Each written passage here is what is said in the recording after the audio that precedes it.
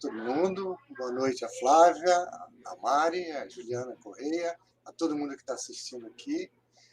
É um prazer a gente estar aqui hoje fazendo essa homenagem ao Marinho, né? Eu tive o privilégio de ser aluno do Marinho, colega do Marinho e amigo do Marinho. Então, assim, essa homenagem é me toca muito pessoalmente, principalmente, inclusive, porque esse filme também, que é um filme muito raro de ser visto, ele tem muitas coisas que se confundem com o universo acadêmico, onde o Marinho pontificou durante muito tempo e foi uma espécie de esteio do cinema, do curso de cinema da UF. Então, é o seguinte, a ideia é a gente falar um pouco e depois abrir para perguntas, mas não tem muita regra, né? Como a Juliana trabalhou na biografia do Marinho, eu queria que ela começasse pontuando algumas coisas da importância dele. Depois a gente passa para o Marinho no filme e para o filme. Juliana, contigo. Oi, gente, boa noite. Também é um prazer muito grande estar aqui falando do Marinho. Inclusive, é a primeira vez que eu faço uma live nessa quarentena, só o Marinho e o Cinearte UF para me obrigar a participar de uma live. O Marinho, como o Tonico disse, eu participei desse livro que o Marinho fez para a imprensa oficial da coleção Aplauso. O Marinho já era aposentado, já era emérito quando eu entrei na UF. Então, quem me colocou nisso foi o Tonico, que era meu professor. E na época foi um trabalho muito da UF isso. O Tonico me pediu para ir lá, pegar minha mini DVzinha e filmar o Marinho falando as histórias da vida dele, e depois isso seria transcrito e isso ia passar para alguém, para algum outro professor da PUC que ele ia redigir esse livro. Só que no final das contas, esse professor não pôde fazer, e quem assumiu esse compromisso foi os participantes aí da UF, né? Foi o Tonico comigo e o queridíssimo também Monteiro, que nos unimos para botar o livro no papel. O Marinho, nesse livro, ele contou muitas dessas histórias muito mais envolvidas com essa... Ele ficou muito tempo falando dessa parte dele da infância, da adolescência, dessa coisa toda do Nordeste, da infância no sertão. E é uma fase da vida dele que ele tinha muito, muito carinho, tinha muitos causos, muitas histórias maravilhosas. E ele não chegava na parte do cinema, né? Ele não chegava na parte que ele atuava nesses filmes todos, que a gente tinha muita curiosidade de saber como é que foi, né? Porque ele participou de vários filmes com vários cineastas. E o Tonico, na época, puxou ele lá no IACS comigo e com a mini DVzinha. A gente sentou ali e o Tonico pegou a lista de filmes dele e foi perguntando: e aí, o que você fez aqui, esse filme, como é que foi? E ele conseguiu falar um pouco mais sobre essa parte do cinema. Na verdade, o Marinho teve essa vida que teve muitas fases muito interessantes, né? Então, para ele era difícil mesmo falar sobre tudo, dar conta de tudo num livro só. Quando ele se viu ali na oportunidade de contar, ele quis contar um pouco de tudo.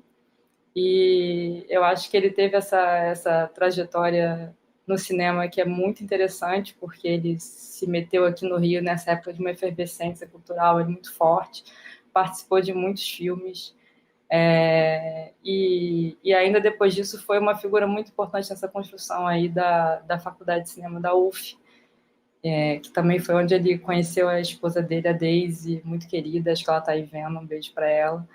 E eu acho que ele tinha um carinho por todas essas fases. Acho que tudo que envolve, inclusive esse período da UF, é uma parte que ele tem muito afeto, assim. Então, ele falava... Esse filme do Boi de Prata é um filme que ele falava com um certo carinho, porque justamente ele teve um papel de protagonismo aí no filme, e ele não teve a oportunidade de ver, né? Porque o filme ficou ali parado, preso, não sei o que, teve todo esse imbróglio.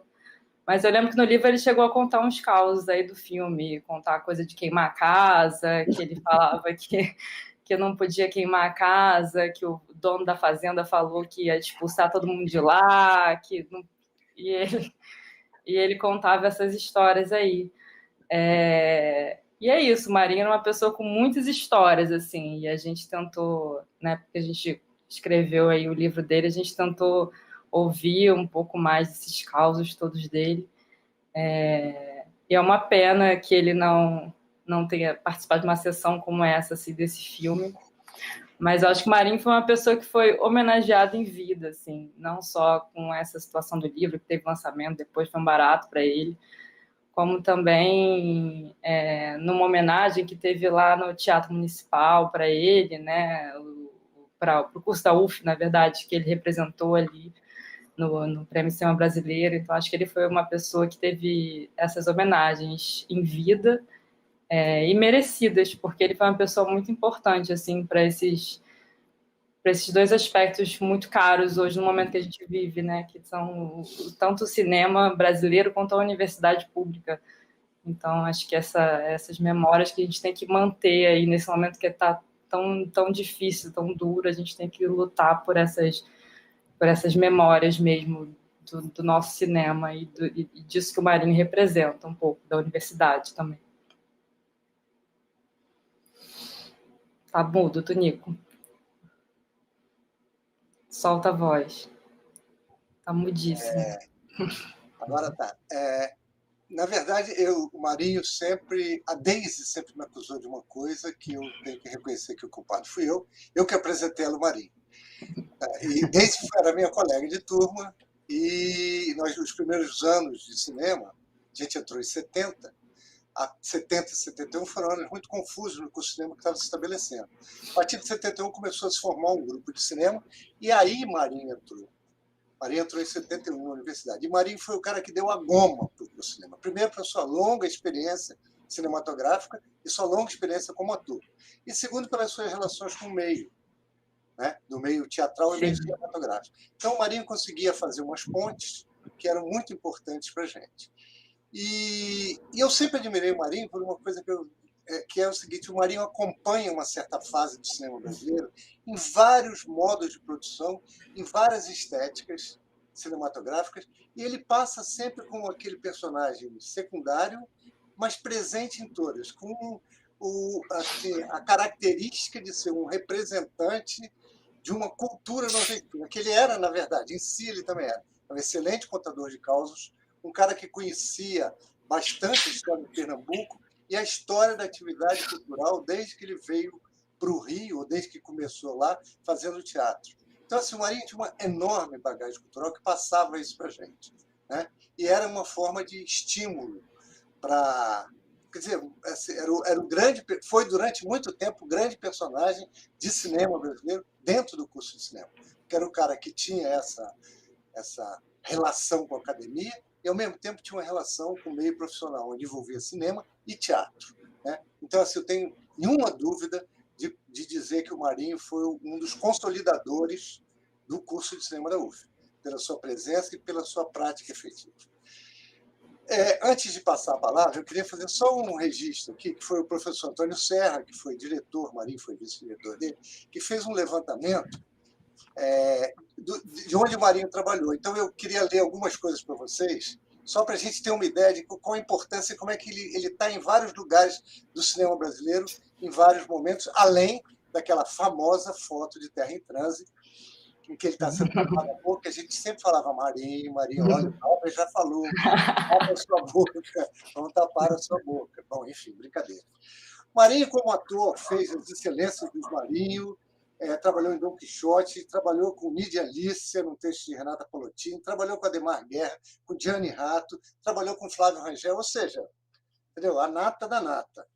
Ele, como ator, ele tem uma trajetória incrível.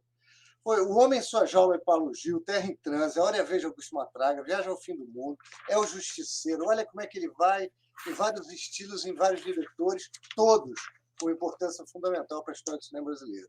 O Homem Nu, Bandido da Luz Vermelha, Desesperado, Vida Provisória, Os Marginais, Maria Bonita, Rainha do Cangaço, Perpétua contra o Esquadrão da Morte, Meu Nome é Lampião, Que Maravilhas, Escandalosa, Amuleto de Ogum, Sagarana, Soledade, Gordos e Magos, Boi de Prata, A Estrada da Vida, Paraíba, Mulher Macho, O Rei do Rio, Nem Tudo é Verdade, Os Trapalhões no Alto da Compadecida, Corpo em Delito, Miramar, Guerra de Canudos. E olha que eu pulei vários, hein? Brasília 18%, etc, etc. E muitos curtas de estudantes. Em que o Marinho era uma pessoa extremamente generosa para participar das produções. Cameo, aquela participação especial que o Marinho fazia sempre, e sempre de uma generosidade extrema com relação aos alunos.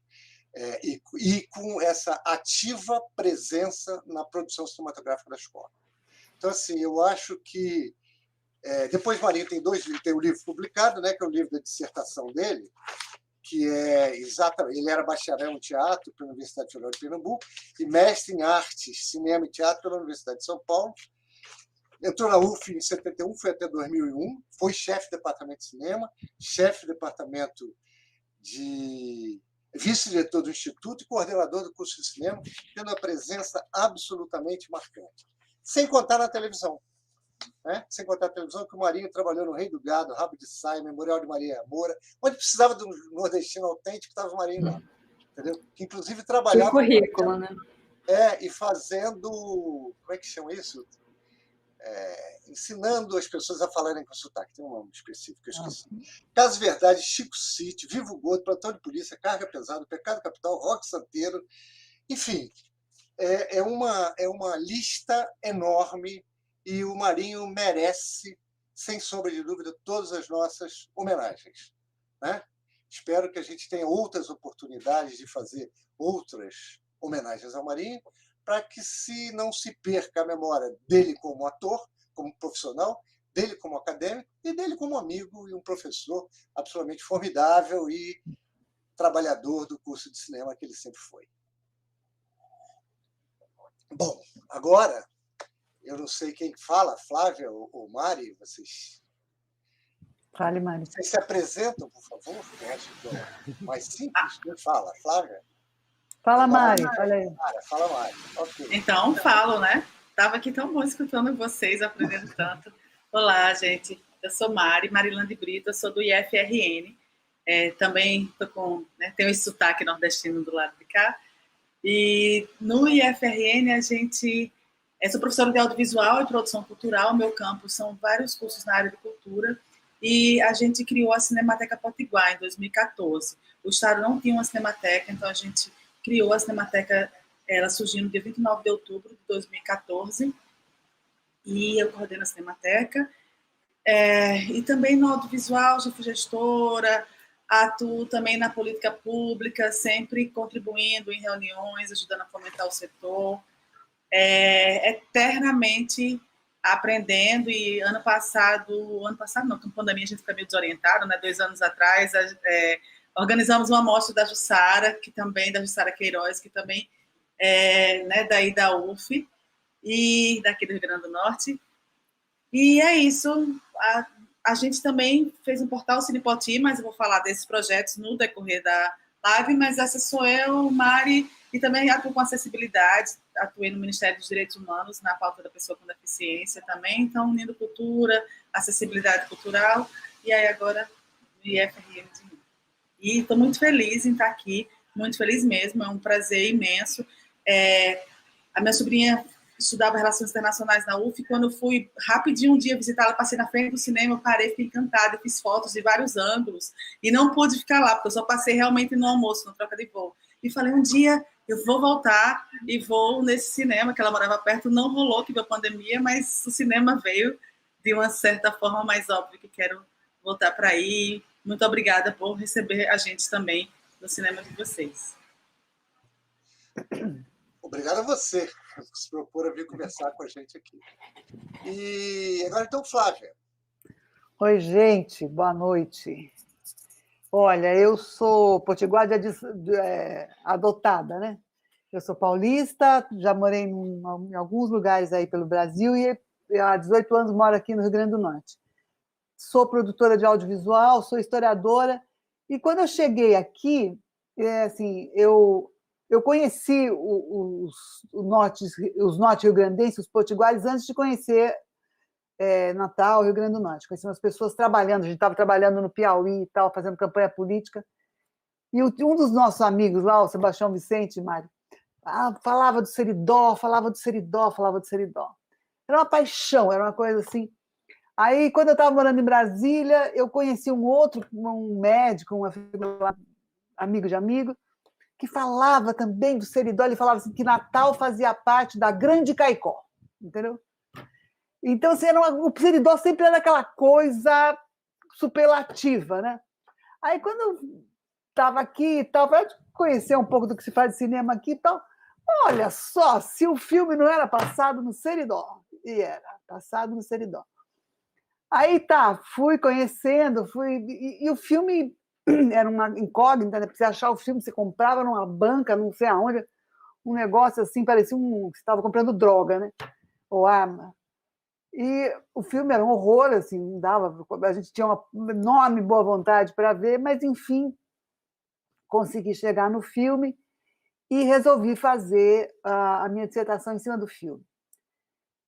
E foi ótimo, foi uma viagem deliciosa, foi assim, adorável mesmo. Eu já trabalhava com documentação antes, laboratório de recuperação de livros, não sei o quê, lá fui eu para fazer isso numa outra chave, né?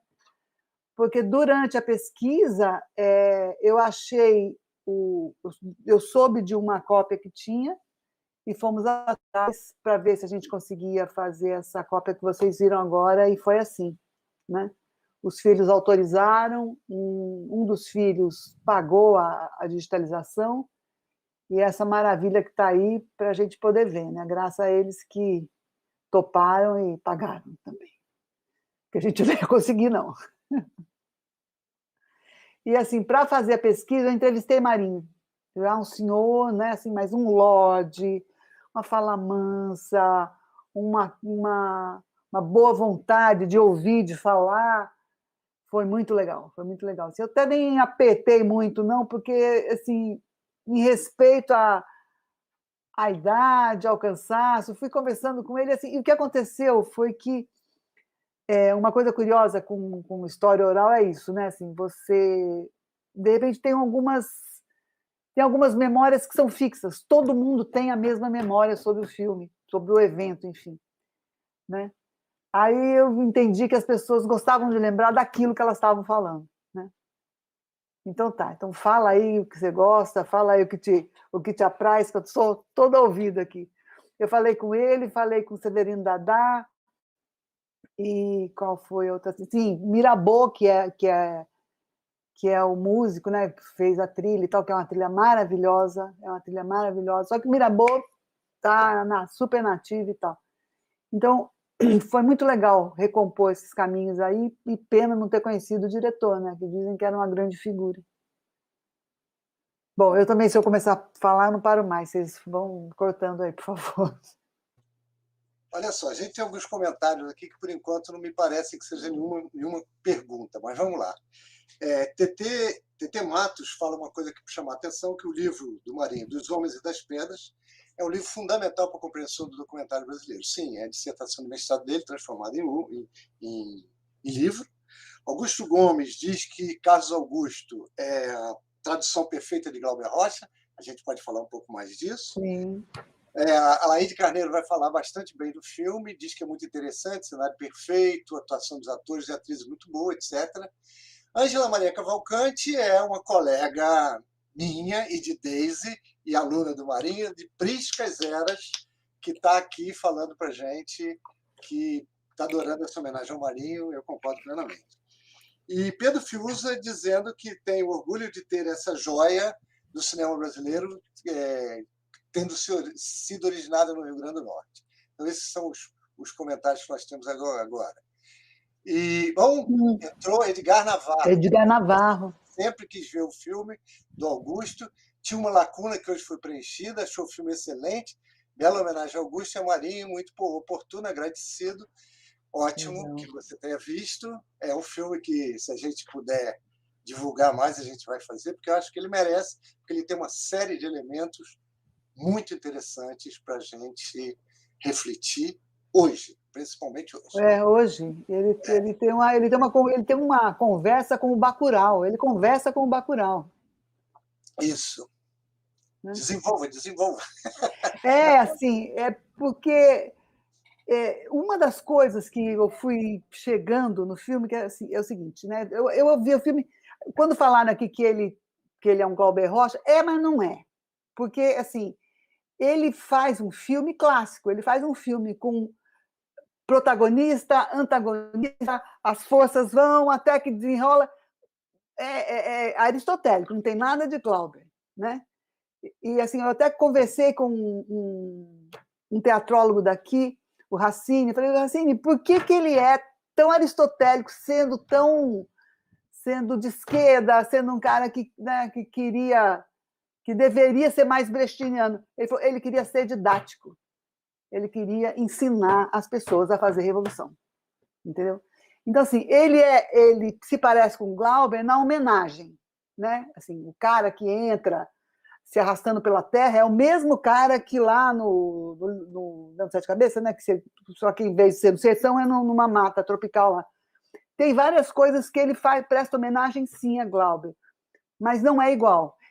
E assim, uma das coisas que eu descobri assim na pesquisa foi que Glauber, o Ribeiro Júnior, o Júnior, ele bebeu na fonte do Fanon, na questão da descolonização e etc. E o Glauber só vai fazer isso depois que fez o Deus e o Diabo, que é o que Raquel Geber fala. Então, assim, eles se encontram, o Júlio já começa com o Fanon na cabeça, pelo menos que é o primeiro filme dele, e se encontra com o Fanon logo depois do primeiro filme, né?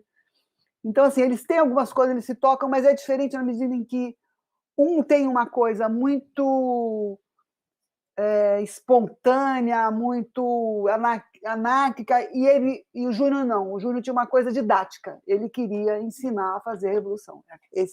A impressão que nos passa no filme é esse, né? Que ele usa os elementos populares para atrair as pessoas, ele quer falar a linguagem das pessoas para atraí-las, né? Embora assim, ele vendia o filme como sendo um filme muito alegre e colorido para toda a família. Não é verdade, né, gente? Não é verdade de jeito nenhum. O filme tem droga, tem sexo, só não tem rock and roll. O filme tem de tudo, mas não é para a família, não. Aliás, essa foi uma estratégia do filme. Mas, enfim, já divaguei demais. Manda bala aí, pessoal. Não, mas alguém quer falar alguma coisa? Mari quer falar? Juliana? Está todo mundo com o telefone. Então, para a gente do Rio Grande do Norte, esse é um filme realmente um incógnito, é uma grande lacuna, porque como o próprio filme não circulou no circuito comercial, e aí depois disso ele fica armazenado, de fato, e aí a cópia vai, como toda, né, a cópia do filme vai se deteriorando e ele não circula. E então, quando a gente teve a oportunidade de assistir, que antes de ser digitalizado, como a Flávia falou, no evento do Goiamão Audiovisual, a gente preenchia as lacunas, né? Porque às vezes eram sombras e as imagens um pouco difíceis de serem interpretadas. E ver nesse formato da digitalização, com a qualidade que ficou, onde você olha uma cerca, por exemplo, que está atrás da atriz, e você vê a cerca com todas as suas nuances da cerca mesmo, descascada, vários tons de cinza e de marrom. E então, para a gente é um prazer muito grande, quanto Cinemateca também, porque a gente foi buscar, tentar entender onde é que estava esse filme, fomos à Cinemateca Brasileira, não estava lá, tinha algumas páginas do roteiro, cartaz, fotos, mas não filme. Aí depois, com o Hernani, a gente encontrou com o Hernani num evento, e conversando, sabe aquela coisa do cafezinho, passa a colher e você é de onde, do Rio Grande do Norte? Eu sou Hernani da Cinemateca. A gente estava montando a Cinemateca ainda, conversando, e aí começamos a conversar, e ele subiu o boi de prata, ele, eu acho que está na estante número tal. Assim, como assim estante tal? Assim, tá no... Aí a gente foi saber que estava na Cinemateca do MAM, então, caramba, que legal, mas pronto, tá na Cinemateca do MAM, mas continuou sendo uma coisa para a gente muito distante. Até que vem a Flávia estudando e com o seu trabalho, com a sua tese, além de trazer todas essas informações, acaba tendo acesso também. Eu acho que ela estava, nem vi exatamente depois, Flávio, como que você descobriu mesmo, que, né, como é que foi lá, e a partir disso exibe, e aí ela vai poder falar como é que aconteceu a digitalização, mas em Minas Gerais, para a gente, esse momento que a gente está vivendo agora, até porque a digitalização, né, a recuperação e digitalização foi um pouco antes da pandemia, então não conseguiu se fazer grandes eventos presenciais.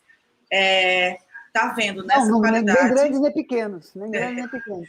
Isso, com ele, esse filme. Então, para a gente, é o resgate que a gente da Cinemateca Potiguar fala sempre, gente, vamos cuidar agora, porque a gente já não consegue cuidar muito do passado, mas quando vem isso e surge, olha, Boi de Prata, o nosso primeiro longa, e surge, tá? E a gente consegue assistir, a gente consegue analisar. Isso, para a gente, é um grande respiro cultural e um prazer muito grande. E assim, quando acontece o que aconteceu na Cinemateca, lá dá um susto, né, bicho? Ufa, que bom, né? Que bom, assim, que bom que a gente conseguiu salvar esse filme. Sei lá se podia estar lá, né? Não sei. E assim, a digitalização ela aconteceu porque eu fui tendo toques, assim. Eu falei com a Rosângela do CTAV, falei com a Enani, ela me encaminhou para a Enani, e aí os dois, olha, bicho, só rola se os filhos toparem. E eu argumentando, não, mas o filme é da Embrafilme, a gente vai vendo isso na documentação, cada vez mais o diretor vai se enrolando e devendo, e vai vendendo cota e tal. O filme é da Embrafilme. Ela falou, não quero nem saber se os filhos não concordarem, negativo. Então tá. 6. Um deles morando no México. Então foi assim, fui descobrindo um outro, telefone, fala, não sei o quê. Esse do México foi uma suadeira e tal. Aí conseguimos. E nessa vez, em 2018, quando eu lancei o livro, e a Keila passou no Goiamum, essa cópia horrorosa que vocês não têm ideia,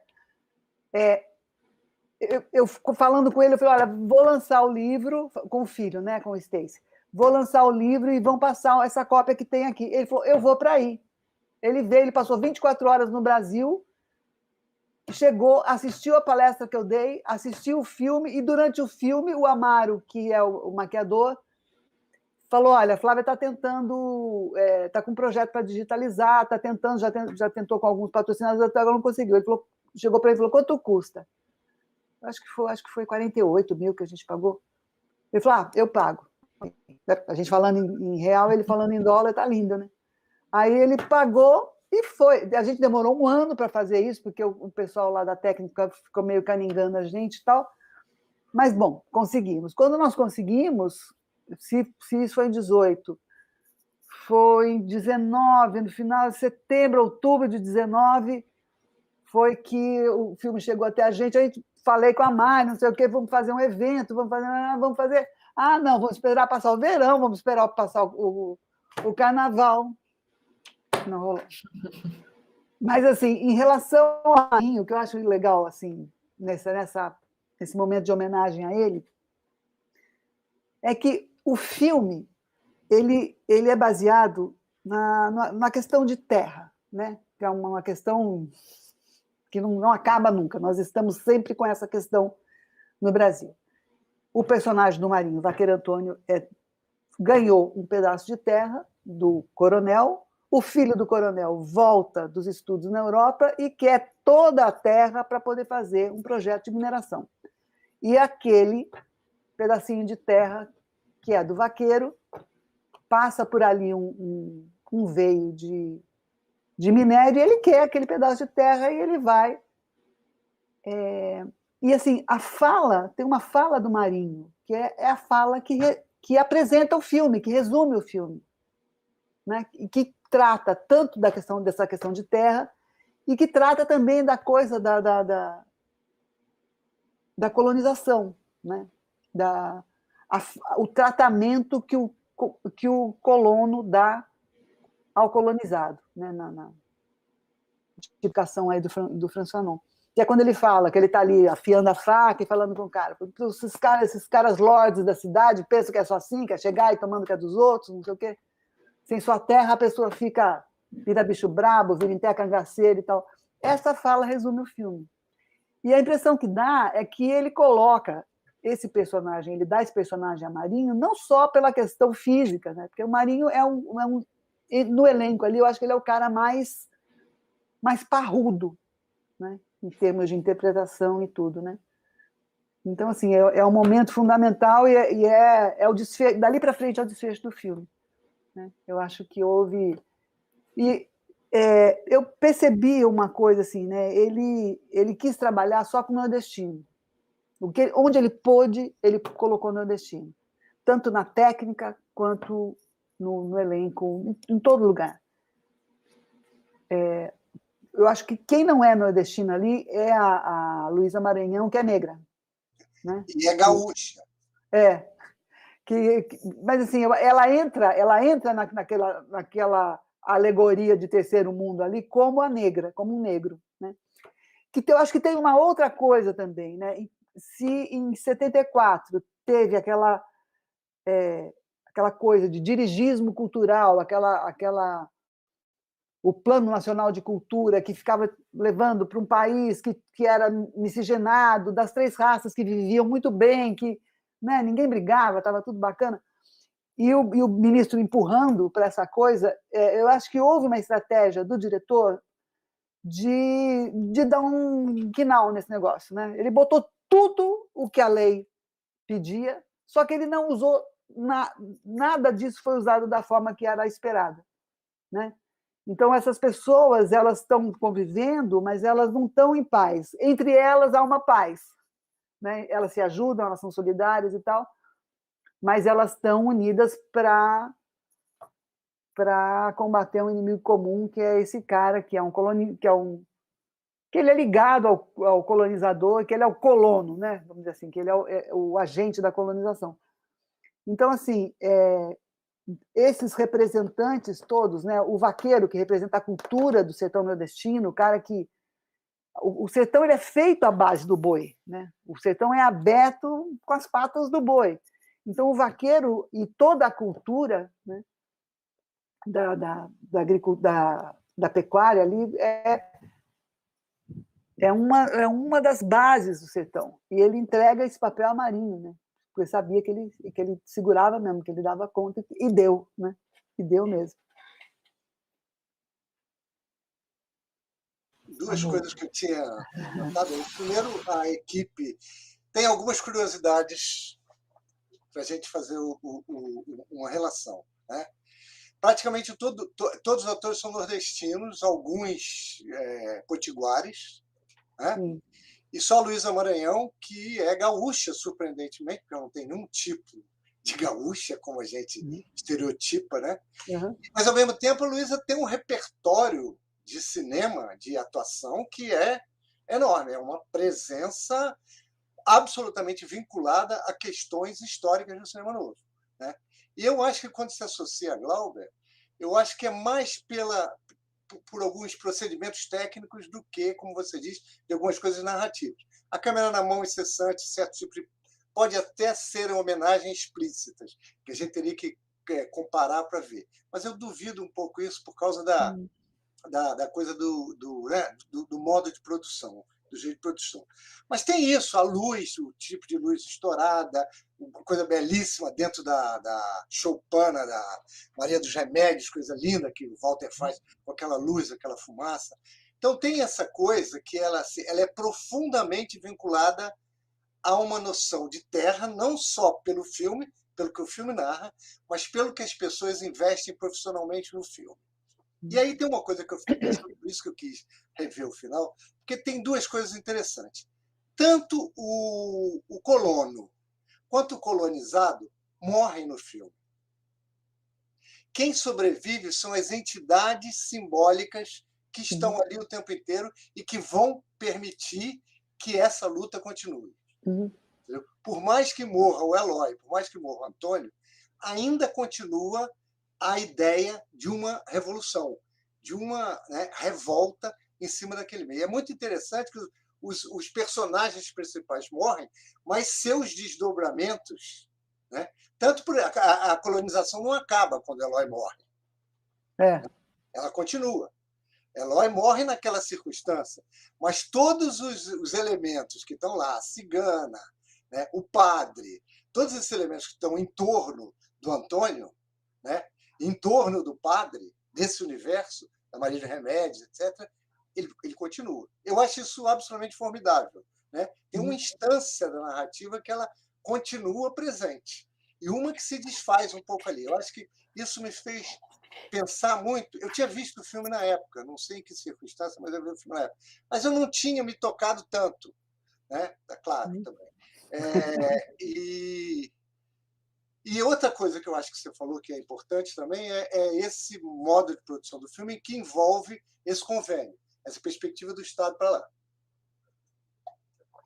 De centralizar a produção e ter uma enorme complicação que você revela ela muito bem no seu livro para fazer este filme no Rio Grande do Norte, que, na verdade, era para criar um polo cinematográfico, e tem 2 filmes que são aprovados, só um é resolvido, mas que tem todo o investimento. E uma das peças fundamentais para isso é o Nelson Pereira dos Santos. Sim. Nós temos no mesmo filme Nelson Pereira dos Santos, presente e referenciado pelos modos de produção de Vidas Secas, estéticas, etc. Sim. Etc. Nós temos o Júnior, né, o Carlos Augusto Ribeiro Júnior, filho da terra. Nós temos a Jussara Queiroz, que vai ser outro elemento que também vai marcar uma presença importante, não só na escola, como no cenário cinematográfico brasileiro feminino, que é uma coisa rara também. E ela vai marcar uma presença grande lá. Então, a gente tem esses elementos que associam bastante, e o Marinho, claro, né? Que faz não só o elemento como professor naquele momento, como nordestino, né? E como ator. Então, assim, a gente tem uma série de... Esse filme devia ser adotado na UF. Para ser estudado, né? Para ser estudado, porque assim, quer estudar a história da UF, tá aqui nesse filme. Até porque é o segundo longa de ex-aluno que é feito. O primeiro foi da Tizuka e o segundo foi dele, né? Que é um cara que vem com a turma de Brasília, os 5 de Brasília.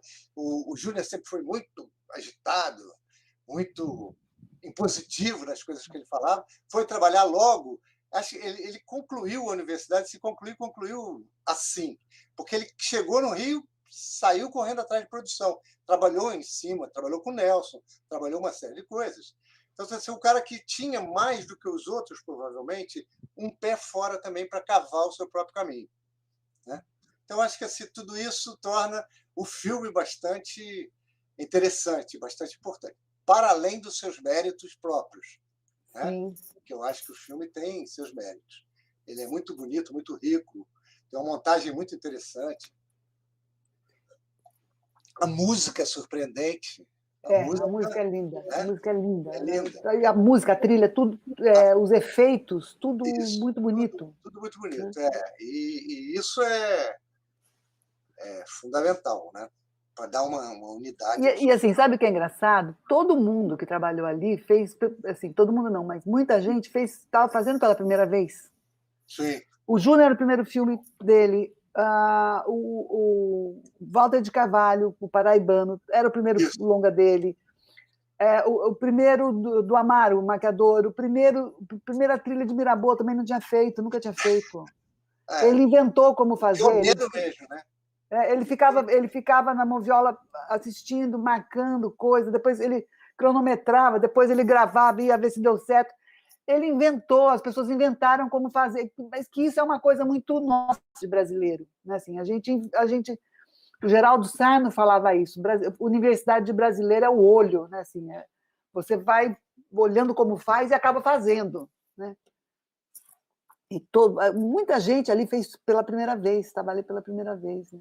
Você estava contando das dificuldades de se improvisar grua, improvisar traveling, essas coisas, mas acho que você não contou em público, contou para a gente. Vou contar então. Isso é maravilhoso, é isso. Se faz cinema pela vontade de fazer e pela solução para os problemas. Né? Então, eles estavam no sertão de Caicó.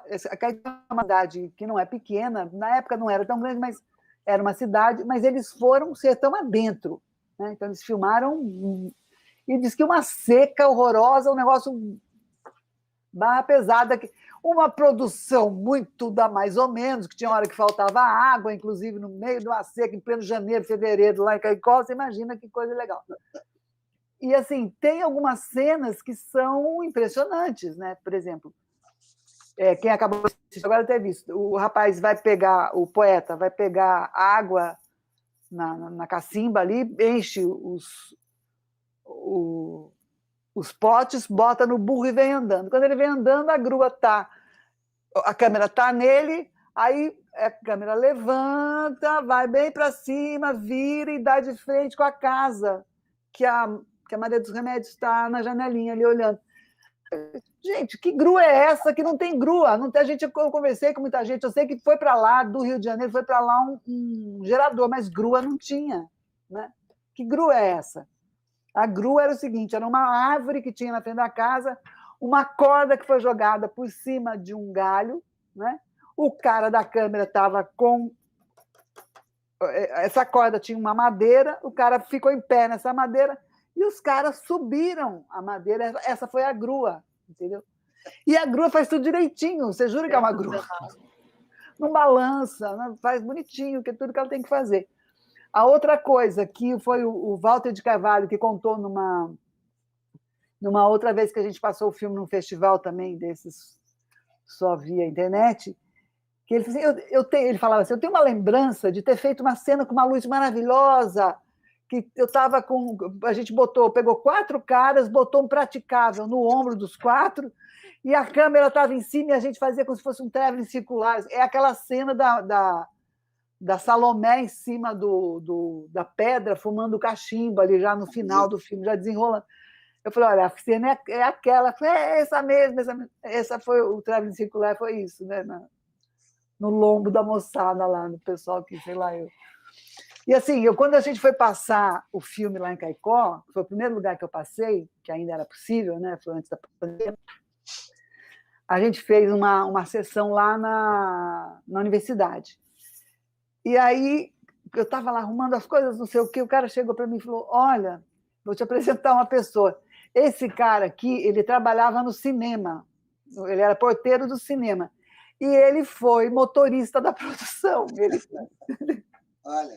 Então, assim, coisas ótimas. Quando eu estava no lançamento do livro lá em 2018, chegou um cara e falou, eu trabalhei no filme. Eu falei, foi, o que você fez? Eu sou aquele moleque que está junto no boi no final do filme. Claro, um cara de 40 e tantos anos hoje, ele é o moleque que está ali na frente do boi. Então, assim, tem essa coisa de fazer porque tem que fazer, né? E assim, a Amaro mesmo, ele fazia maquiagem na TV universitária que tinha acabado de começar, né? Que uma outra ação da ditadura também, que era abrir televisão em todos os lugares possíveis para divulgar mais coisas do governo. E eles tinham lá um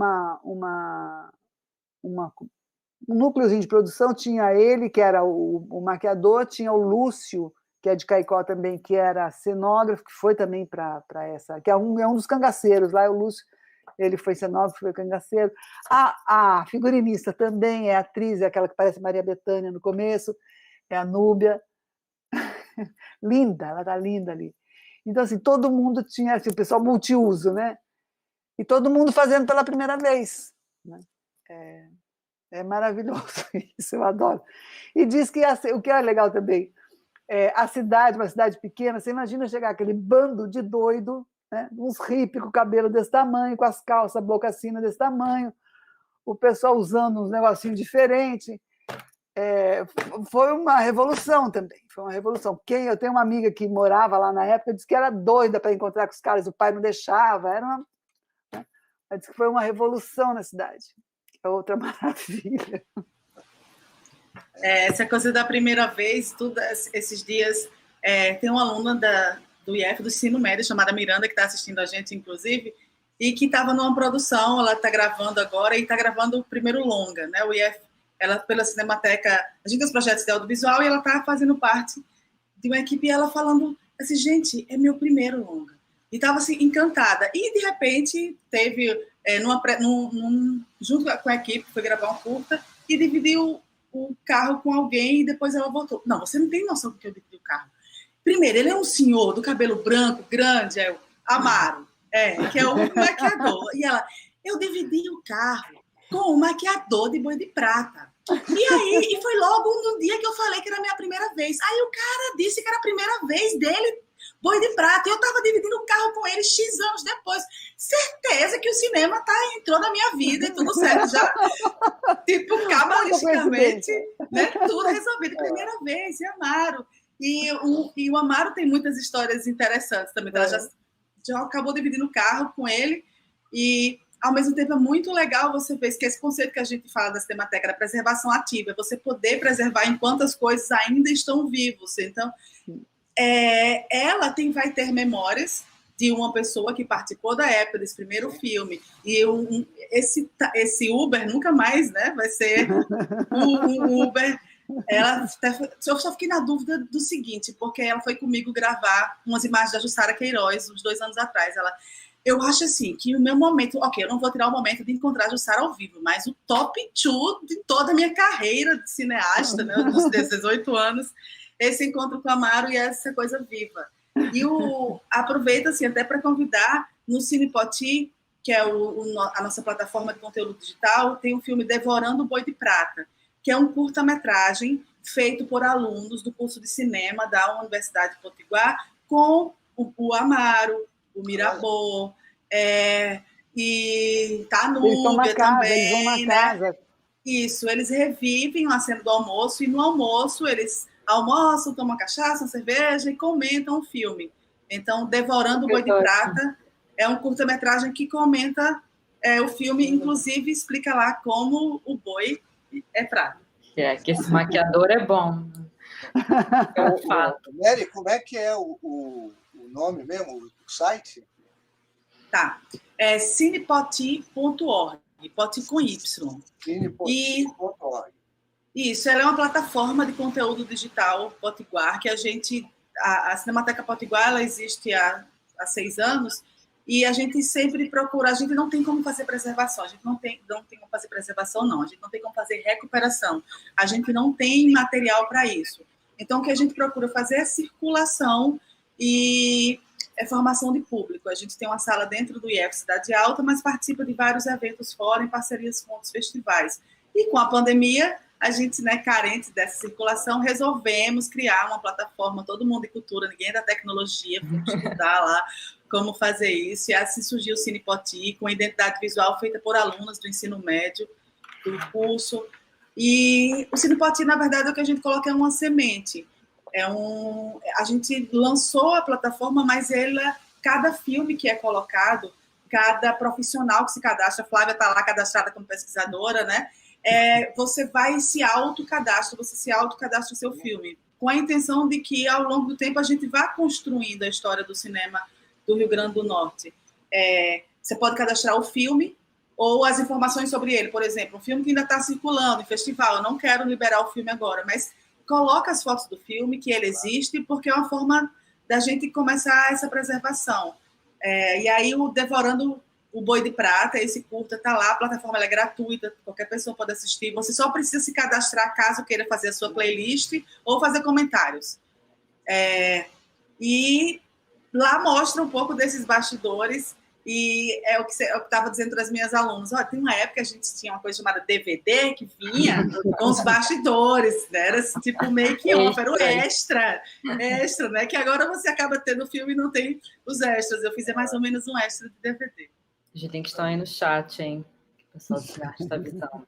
Olha só, tem umas pessoas falando algumas coisas aqui que tem 2 questões para a gente levantar. A primeira, Rosália Figueiredo diz que concorda plenamente com Flávia, que é um forte diálogo com Bacurau. Vamos deixar isso para frente para discutir. Augusto Gomes diz que tem Glauber do Leão e os filmes da África, é preciso libertar Glauber do Deus e o Diabo. Glauber tem sexo, drogas e rock and roll. Concordo também. O filho do Marinho, Zé Paulo, diz muito obrigado, Tonico, Juliana e demais colegas pela bela homenagem. Merecidíssima. Zé Umbelino Brasil, diretamente da Bahia, diz que mais fortes são os poderes de Marinho. Eu concordo com você. E Carolina Bastos diz que muito obrigado por passar o filme digitalizado do cineasta Augusto, Boi de Prata. Passem novamente, por favor. Conheço muitas pessoas que precisam vê-lo. Pode-se pensar numa saída disso. E Pedro Fiuza levanta uma questão, que é o seguinte: vocês acham que Boi de Prata ajuda a construir e ou desconstruir a identidade nordestina? Essa segunda é uma tese de doutorado. A primeira pergunta, a primeira questão com relação a Bacurau, eu acho que a Flávia pode falar um pouco, já que ela sugeriu isso. Então, assim, eu quando vi o Bacurau, eu não gostei, eu fiquei incomodada, foi engraçado, mas depois eu gostei do filme, não sei o que foi que ele me incomodou tanto. Mas, assim, eu acho que eles se tocam, sim. Você tem essa questão da comunidade sendo invadida, né, por estrangeiros, pelos colonizadores, vamos dizer assim. Você tem a presença do colono, no caso do Bacurau é o filho no caso do Boi de Prata é o filho do coronel, é o Eloy, né, que é um grande ator também da Bahia, que a gente não falou muito nele, é o Álvaro Ramos, não, Álvaro Ramos? É, Tonico? Álvaro Guimarães. Álvaro Ramos é outra pessoa. Álvaro Guimarães. E no Bacurau são aqueles dois que são os motoqueiros, né, que em algum momento do filme eles são colocados de lado, não vou dar spoiler. E, assim, essa interferência ela é tão violenta que ela gera uma reação tão violenta ou mais, né? Que é o esquema do Fanon, que é o esquema do Fanon. Assim, ele fala, olha, não existe diálogo possível com o colonizador. Já começa que se você for falar com o colonizador, você vai falar dele, então você já está no patamar abaixo, né? A violência do colonizador só se responde com uma violência maior, né? Então, assim, esse esquema é o mesmo, tanto de Boi de Prata como de Bacurau. Assim, o Bacurau ele é mais realista, o Boi de Prata ele é mais... Não é exatamente alegórico, mas ele é mais fantasioso, né? Ele trabalha com dois planos de realidade, com dois tempos. Esses tempos se cruzam em determinado momento, principalmente no momento da decisão do filme. O Bacurau ele é mais realista, mas é o mesmo esquema. Você tem uma comunidade periférica, sertaneja, e que é afetada em tudo que é mais caro ali, na questão religiosa, na questão cultural, por uma ação de colonizadores. E uma coisa tão violenta e tão descabida que desencadeia uma reação mais violenta ainda, que é como eles solucionam a questão, né? Essa é a... Eu acho que tem a ver. Concordo plenamente com isso. Eu acho que a Rosália deve estar satisfeita com a explicação. E a segunda, que é mais complicada, que é o Boi de Prata, ajuda a construir ou desconstruir a identidade nordestina. Vamos lá. Meu Deus. Parênteses, a Rosália é Potiguar, quer dizer, Pernambuco, mas é daqui da UFRN, e está aí com vocês fazendo doutorado. Então tá... o elo aqui entre todos nós também. E o Pedro, que fez essa pergunta difícil, produtor executivo de Sideral, do filme que foi agora para Cannes. Aí, só porque a galera foi para Cannes, coloca os amigos numa situação como essa, entendeu? Isso que é a fama. Você vê.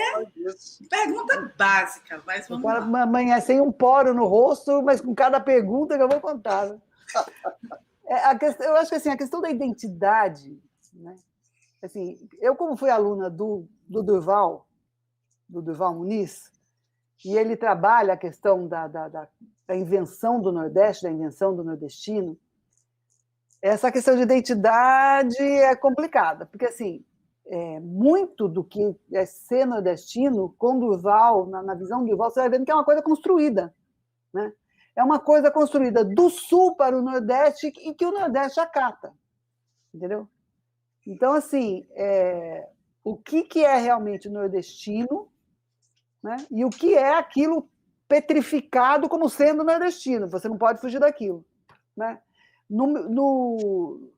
Na minha dissertação, eu falo de uma coisa que é a seguinte: você tem atualmente alguns filmes que tratam do mesmo tema, do boi, do Nordeste, mas já é outra coisa, já é outra visão. Se você pega o Boi Neon, por exemplo, claro, é outra chave, entendeu? E assim, você tem o cara, você tem as pessoas ali com aquela prosódia nordestina, mas o cara não é um matuto, não é um ignorante, não, entendeu? Assim, o boi o boi, tudo que aquilo representa, a civilização do couro lá do Capitão de Abreu, tá presente? Está presente, é presente até hoje. A gente aqui tem uma luta que as pessoas querem porque querem manter a vaquejada, por mais que machuque boi, que as pessoas não querem ter essa briga, precisa manter, porque é cultura. Então, assim, a gente tem que ver o que é o Nordeste, o que é o nordestino e o que é que as pessoas estão tentando petrificar, sabe? Fazer aquela coisa mumificada do Nordeste e do nordestino. A forma como o Boi de Prata foi feita, por exemplo, o Nordeste, ali no Boi de Prata, ele é formado, ele é caracterizado para ser uma metáfora do terceiro mundo, da ideia do terceiro mundo, dos periféricos, dos povos que viviam abaixo do Equador, daqueles povos que já tinham sido colonizados, ou na colonização lá do século XV, XVI, ou na nova colonização do século XIX, entendeu? E que depois da Segunda Guerra estavam conseguindo um respiro, estavam conseguindo sua liberdade e estavam com medo de ser colonizados de novo a partir da divisão do mundo entre comunismo e capitalismo. Então, assim, quando você põe ali negro, cigano, que é uma presença no Nordeste, no interior do Nordeste, índio, dizimados, é quase uma lembrança, né? Quase você pega grupos sociais que foram empurrados para a periferia e que foram perdendo autonomia. Então, assim, eles não são os nordestinos da novela da Globo, né? Eles estão ali para representar os periféricos e os oprimidos e os caras que estão na situação de ou luta ou perde sua terra, ou luta ou perde sua vida, né? Não é só uma forma de ser, mas é uma forma de existir, né? É outra história. Eu acho que não tem como fugir dessa construção da identidade, porque ele é uma representação poética da nossa cultura, poética e estética também. E a gente tem essas representações lá, como, por exemplo, o Boi Calemba de São Gonçalo do Amarante, que é aquela dança de fitas e reis e reinados, e que ainda existe hoje, né, um dos poucos bois que... O mesmo grupo. Isso, que hoje, né, que existe em São Gonçalo. Então, você tem as representações dos rituais afros, né? Você tem a tomar Jurema, de viajar no chá da Jurema, que é algo, inclusive, hoje, muito mais forte e muito menos colocado com coisas assim, de rituais, né? Do outro lado, uma coisa hoje, muita Jurema, junto com a Ayahuasca, hoje vai para outro patamar de discussão e de debate. Ali ele está bem no folclórico, né, da Jurema, você vai tomar, aí sim você vai sonhar, e você tem os povos ciganos, você tem rituais. Eu fui anotando algumas coisas aqui, porque eu acho que sim tem essa construção da identidade, e é luta de classe. E a gente do Nordeste, a gente cresceu com a luta de classe, os papéis eram muito bem definidos, o coronel e as pessoas que trabalhavam para o coronel, em linhas gerais.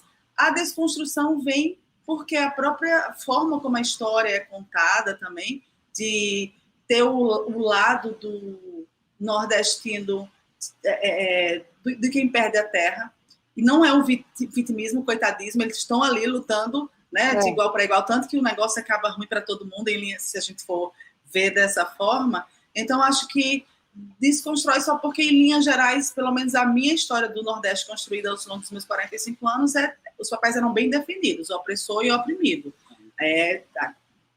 Tipo, opressor e oprimido brigarem de igual para igual é algo que eu já vi adulta. Né? Então, para um filme dos anos 70, eu sou de 76, então um filme que naquele momento, já o nordestino, ele reagia daquela forma, então acho que desconstrói um pouco para o que era o convencional da época, mas fortalece porque a identidade da cultura do Rio Grande do Norte está ali, bem forte e de uma forma muito poética. Eu concordo. Eu acho que uma pergunta a se fazer é se existe o nordestino, ou se são os nordestinos. Se os nordestinos de outras partes não têm representações diferentes e que o Sul resolveu colocá-los todos numa denominação só. O Porta dos Fundos fez recentemente um sketch maravilhoso, fantástico. Que é como é que chama? Sudestinos. Sudestinos. Que os nordestinos falando que os sudestinos são todos iguais. São Paulo, Rio Grande do Sul, tudo a mesma coisa. Aí a gente para pensar e fala, de fato, a gente coloca todo mundo no mesmo pacote e fala que nordestino é tudo a mesma coisa. E não é, na verdade, obviamente. E eu acho que quem revela isso é o tratamento narrativo e estético do filme. Né? E outra coisa, por trazer contradições que não são contradições ligadas ao velho Nordeste totalmente rural. Não é todo filme que alguém cheira cocaína o tempo inteiro, né? Indo lá, e não é todo filme sobre o Nordeste que alguém quer fazer uma exploração industrial de um mineral local. Então, assim, tem essas interfaces com elementos contemporâneos que ainda fazem parte da distribuição brasileira de classes, né? E de perspectivas com relação à terra, mas eu acho que ele ajuda a pensar. Primeiro, pela estética, que ela é uma estética que é diferente, como se falou assim, da estética clássica de que a gente está acostumado à representação do Nordeste, do cangaceiro. Né? Por exemplo, cigano, a presença do cigano é uma coisa bastante inesperada. Se você pensa nela, ela tem uma importância fundamental, ela tem uma história. De onde vieram esses ciganos? Qual é a genealogia desses ciganos lá? Você vai fatalmente bater numa história que é muito rica e que é pouco explorada pelo cinema. Então, ela não se limita a isso. Eu acho que ela repete alguns clichês, eu nem chamo de estereótipo.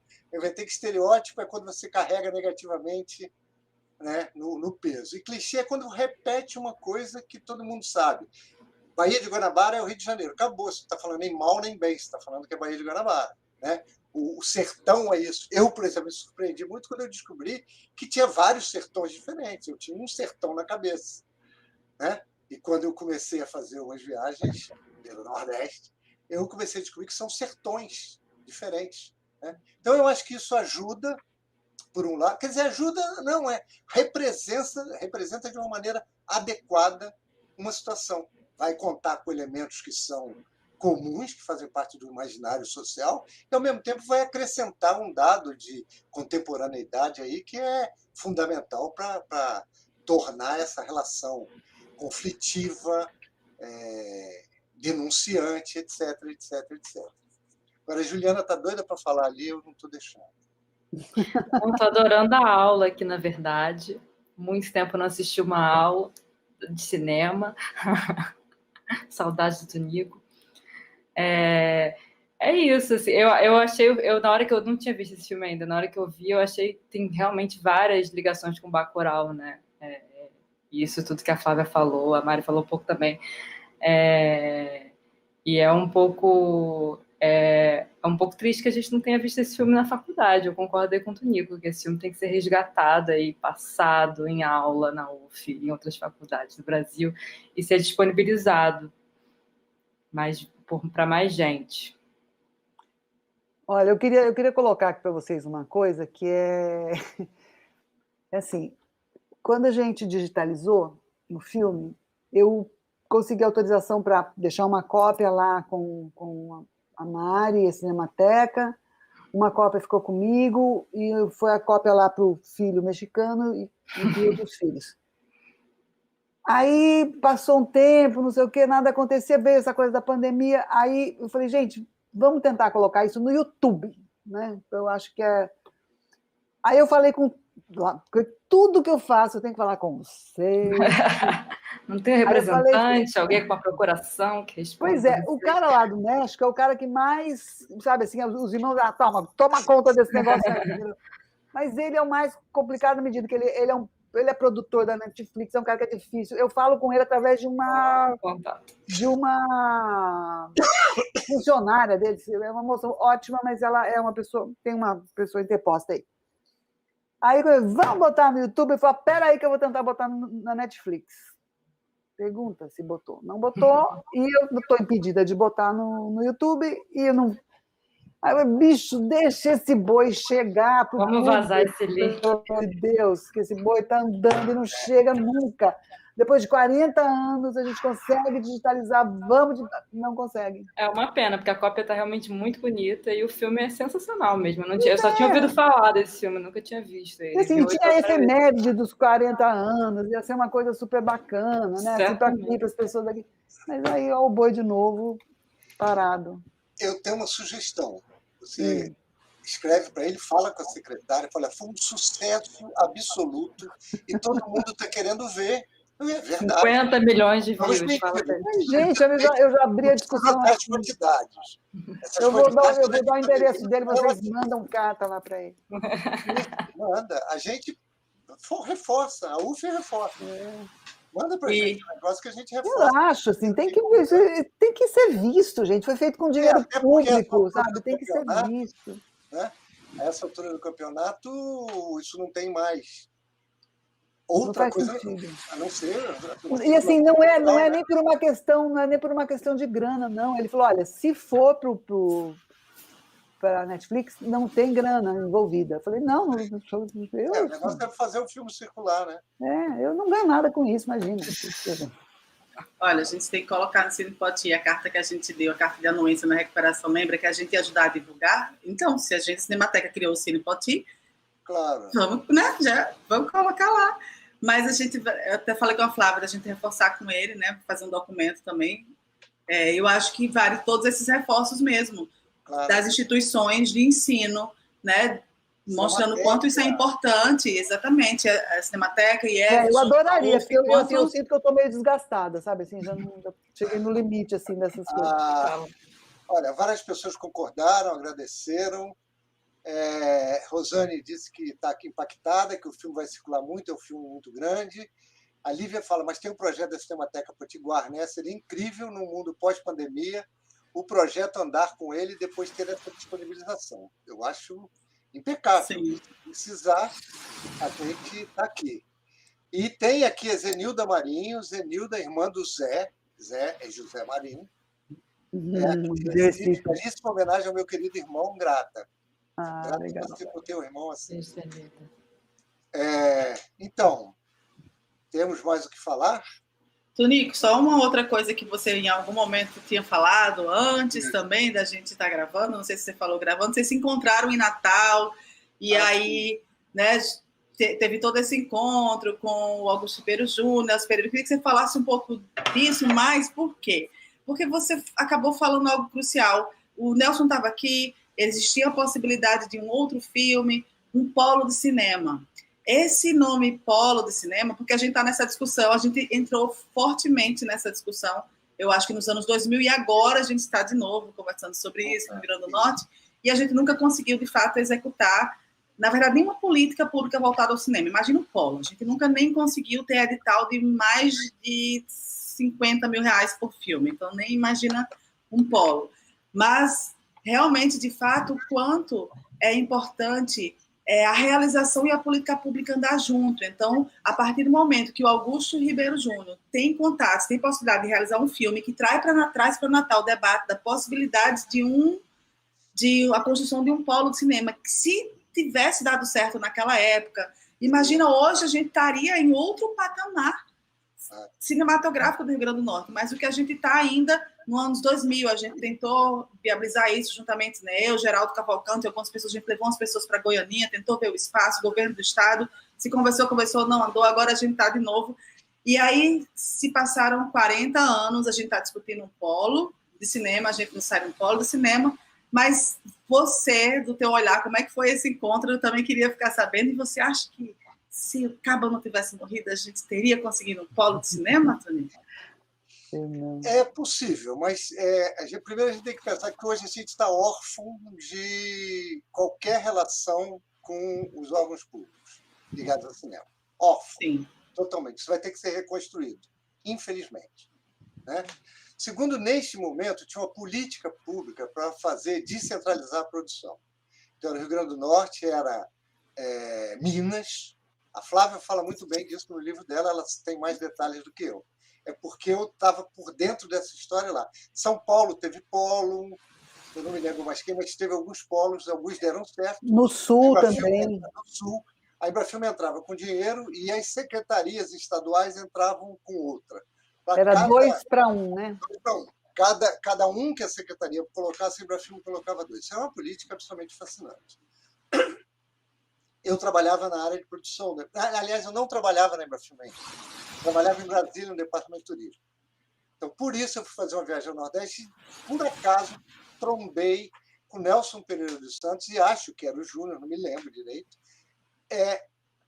Por acaso, soube que ele estava lá, fui conversar, e eu não sabia muito bem o que Nelson estava fazendo lá, porque eu não tinha ideia do que estava por trás. Quer dizer, eu ainda não sabia nada, mas já estava sendo cavado em 76, por aí, essa história do convênio. Né? E aí, mas tinha interferência. Primeiro, o cacife pesado de Nelson Pereira dos Santos, que era um peso pesado de cinema. Tinha o interesse do Roberto Farias, que era um homem da classe cinematográfica, que estava...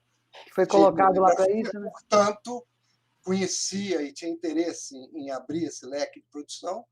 E, na verdade, eles começaram toda uma negociação prévia com o governo, etc., para fazer o filme. Só que o filme não deu certo. A Flávia pode contar detalhes dessa negociação, mas eu fiquei muito surpreso de encontrar com eles em Brasília. Eu não esperava absolutamente encontrar nem o Júnior, nem o Nelson em Brasília, perdidos no espaço, sem saber muito disso. Mas a minha relação foi essa.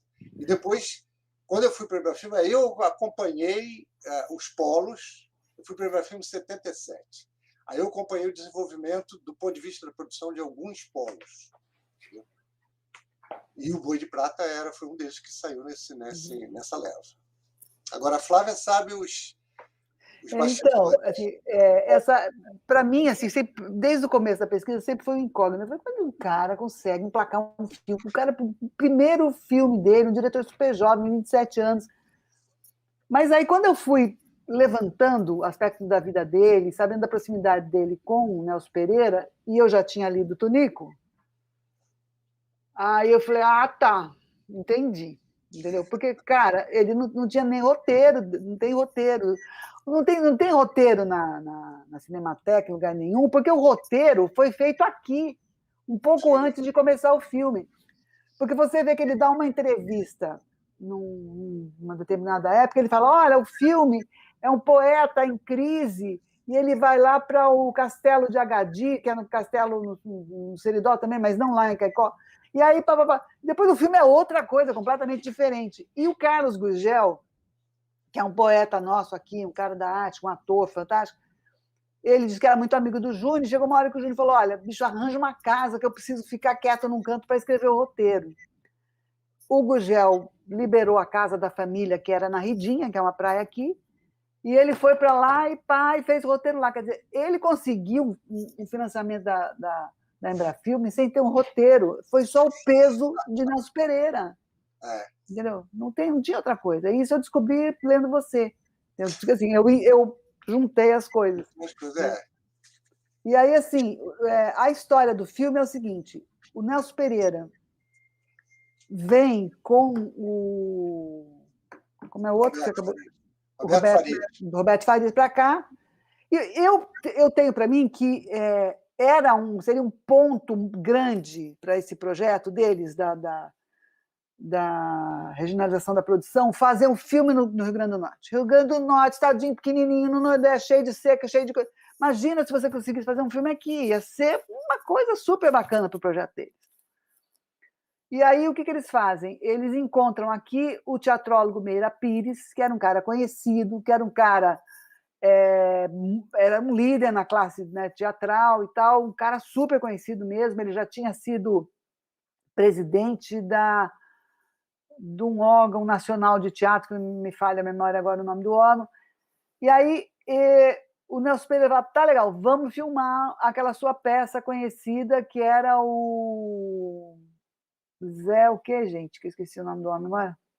Um personagem que é um cara da cidade que pira, né? Ele vai tomar um avião,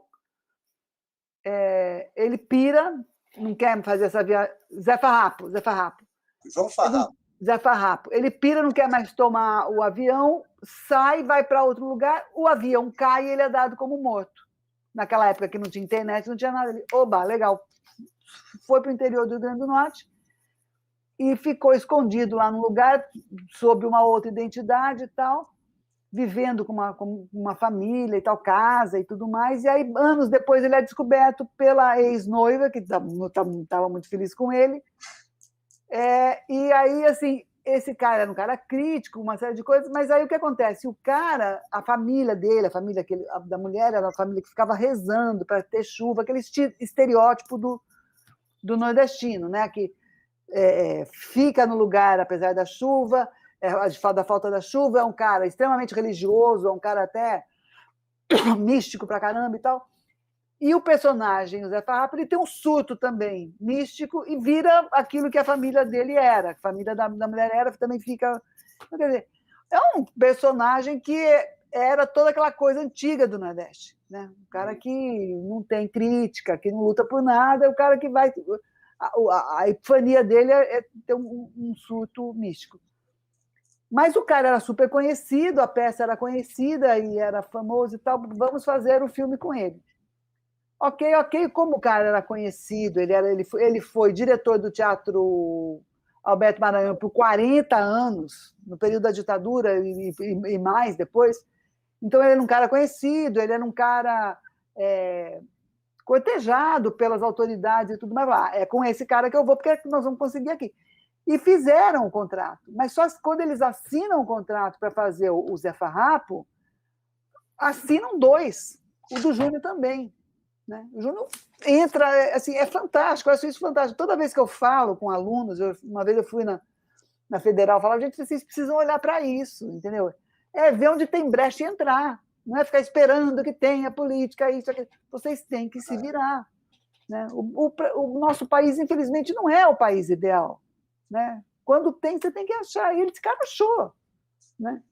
Ele achou a brecha e fez. O outro cara não fez, porque não era do ramo, ele era de teatro e não era do cinema. Aconteceu um monte de tragédia na produção dele. Primeiro, assim, o Nelson Pereira ia dirigir, e o Júnior ia fazer o roteiro. O Júnior fez o roteiro. No tempo que ele estava fazendo o roteiro, o Nelson Pereira falou, olha, eu não vou mais dirigir. Eu vou produzir, vai ser a minha produtora, mas quem vai dirigir é o Júnior. O Júnior chegou com o roteiro, pronto, o roteiro está aqui, mas eu não dirijo não, porque eu tenho um projeto pessoal municipal. Aí o Nelson Pereira colocou outro assistente dele, que é o pai daqueles atores. O Ney São Paulo. O Ney São Paulo. Aí o cara está se ambientando, já estava fazendo locação, não sei o quê, o cara morre lá no Rio. Não ia dar certo, né, gente? Não estava predestinado já. E como ele não era do ramo, ele não conseguiu levantar a produção. Né? Enquanto isso, o Júnior, com todas as dificuldades, porque era pouco dinheiro, ele consegue levantar a produção.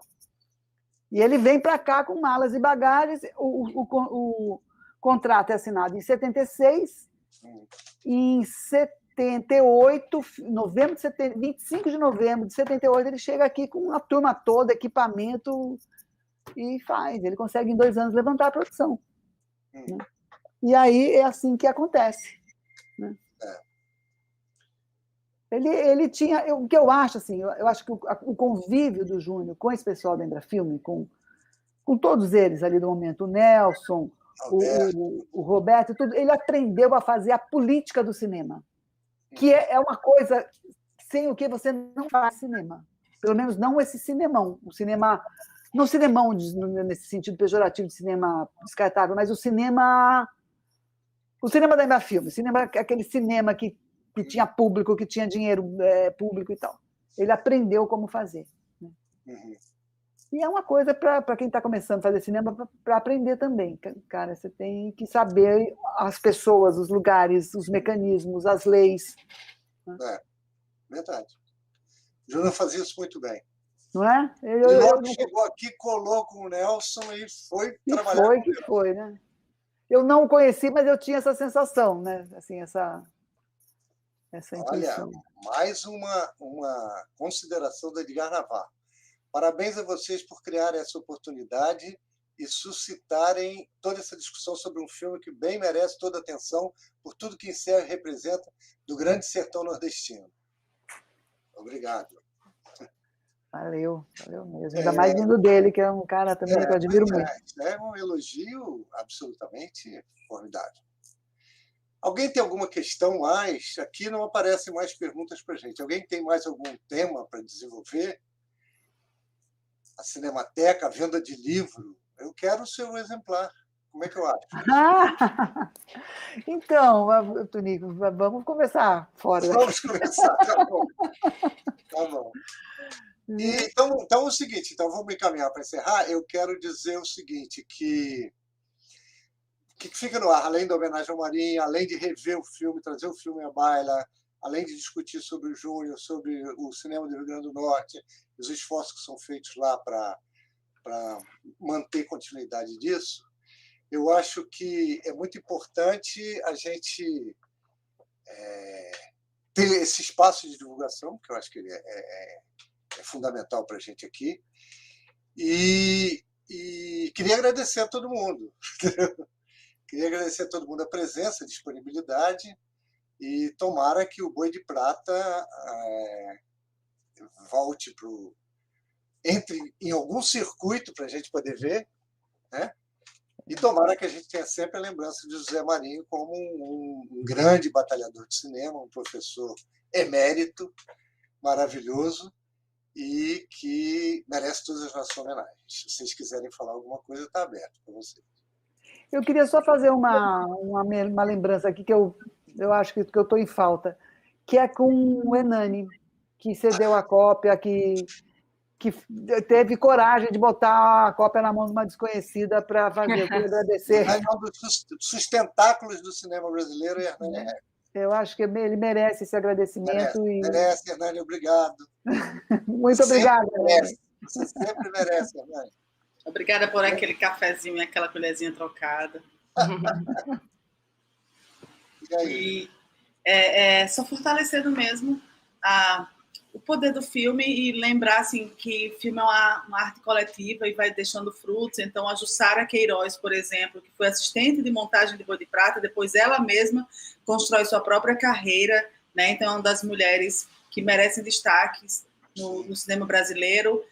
No Rio Grande do Norte, se a gente for olhar para o nosso passado, a gente tem o Augusto Ribeiro Júnior saindo de Caicó, indo, né, fazendo esse cinema nacional, aí nos anos 80, 90, a Jussara, tem o William Cobbett também nos anos 70, 80, saindo de Panguaçu, então são pessoas saindo de zonas áridas, longe do litoral, né? Jussara saindo de Jucurutu, o Augusto Ribeiro saindo de Caicó, o William Cobbett saindo de Panguaçu, que são pequenas cidades, e fazendo esse cinema. E enquanto Cinemateca Preservação, é muito importante a gente olhar para esse passado, porque é um elo.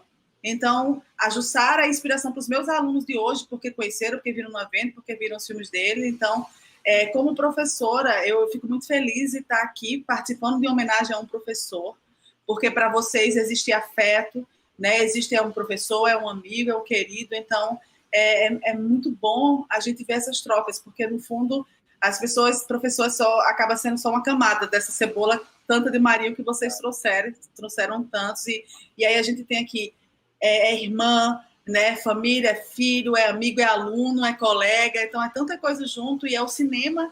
O cinema é a arte do encontro mesmo, né? Então, o cinema tem essa possibilidade desses encontros. A gente trouxe nomes, lugares, situações, fatos engraçados. E que a gente consiga continuar construindo essa história. E hoje, nesse mundo que a gente está agora de tecnologia, que a gente usa a tecnologia a nosso favor, que a gente preserva a nossa memória de agora, para que outros filmes, por exemplo, a Jussara Queiroz, os filmes dela, nunca aconteceu no Rio Grande do Norte, uma mostra dos filmes da Jussara. Nunca. Os filmes do William Colbert também não circularam por aqui de uma forma que, né, deveria ter circulado. Aí vem o Boi de Prata, que é o nosso tópico de hoje. Então, que hoje a gente procure ter forças e fazer a nossa parte para preservar e para que não aconteça. A gente está falando sobre filmes que a gente não viu. Que legal que a gente está podendo fazer isso com o Boi de Prata, mas olha só, o Marinho, nosso grande homenageado, não conseguiu assistir, não deu tempo. E quando a gente fala de preservação, não conseguiu, né, dentro dessa coisa agora da pandemia, vai acontecer, o Hernani ia fazer a sessão, né, nada conseguiu ser feito, que a gente consiga falar sobre cinema, preservar cinema e que esses afetos, esses encontros e as pessoas que trabalham possam sim ser valorizadas, porque é um retrato da nossa cultura. Nós, brasileiros, somos educados audiovisualmente, né? Não é no livro que a gente é educado e conhece nossas histórias. Então, só dizer que eu estou muito feliz em estar participando dessa homenagem em nome do IFRM, da Cinemateca Potiguar, do Cine Poti e do NPD, que é tanto projeto de audiovisual junto. A gente agradece muito e coloca-se à disposição a Cinemateca. A gente sim vai circular com o Boi de Prata depois. A gente depois que possa valorizar a Jussara também, né? Os trabalhos de Jussara existem, ela está aqui em Natal, ela é um ser humano que merece que as pessoas vejam o filme dela. E muito obrigada mesmo. Ok. Eu assino com a relatora, só para agradecer também pelo convite. É uma honra muito grande falar do Marinho. O Marinho é uma pessoa muito querida por muita gente. Tudo isso que a Mari falou agora é um pouco que representa o Marinho mesmo, essa coisa de a gente tentar preservar as memórias, os afetos e tudo que envolve o cinema no momento que a gente está sendo atacado justamente nesses pontos. E dizer que eu acho que o Marinho merece uma mostra no Cinearte UF, com toda a filmografia extensa dele aí, quando voltar a funcionar, fica aí a sugestão, gente. Obrigada aí. Perfeito. Flávia, já gente, foi? Não, vou agradecer a todos. Eu só falei o negócio do Hernani, só queria dar boa noite a todos, agradecer a oportunidade de falar do filme e da pesquisa. Prazer enorme de conhecer a Tonico, já conhecia do livro. Juliana, espero que consiga ler seu livro, porque eu não tive tempo, estava trabalhando demais. Mari é nossa, da cozinha. Obrigada a todos, boa noite, sucesso aí nas exibições da UF. Um beijo a todos. Viva obrigada a cada um que ficou aqui assistindo com a gente, participando desse debate, né? Comentando. Obrigada ao internauta. Isso, dá gás para a gente. Valeu. Então, boa noite,